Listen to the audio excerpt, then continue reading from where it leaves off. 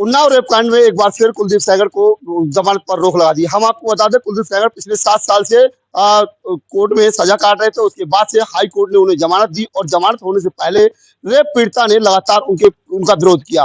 उन्होंने जो supreme high court का जो फैसला आया उस फैसले का विरोध किया और उन्होंने कहा कि हम सुप्रीम कोर्ट जाएंगे। सीबीआई ने उन्हें दोषी करार दिया। दोषी करार के बाद उन्होंने जब आज सीबीआई के माध्यम से सीबीआई और वही रेप पीड़िता सुप्रीम कोर्ट का रुख किया और सुप्रीम कोर्ट में जब आज सुनवाई हुई, लगभग 1.5 घंटे की सुनवाई में सुप्रीम कोर्ट ने 4 सप्ताह का उस पर रोक लगा दी है। जिस प्रकार से उनकी रिहाई होनी थी जब जमानत के बाद, तो उस रिहाई पर रोक लगाई है और रेप पीड़िता से और उनके वकीलों से दलील मांगी है। उन्होंने कहा है कि 4 सप्ताह में अपना अपना पक्ष रखें। जिस प्रकार से सुप्रीम कोर्ट में आज सुनवाई हुई, उसके बाद तमाम चीजों पर बहस हुई। उसमें जो वकील थे उनके, जो पूर्व विधायक बीजेपी के कुलदीप सेंगर के वकील थे और वही जो रेप पीड़िता के वकील थे, उनसे काफी समय तक बहस चली। उसकी बहस के बाद निर्णय ये निकल के आया कि सुप्रीम कोर्ट ने निर्णय लिया है कि जो बड़ी खबर यह है कि जिस प्रकार से 4 सप्ताह का समय रोक लगा दी गई है, उन्हें जमानत पर रिहा नहीं किया जाएगा। ये एक बड़ी खबर हम आपको बता रहे हैं। जिस प्रकार से उन्नाव रेप कांड से जुड़ी और रेप कांड में जिस प्रकार से लगातार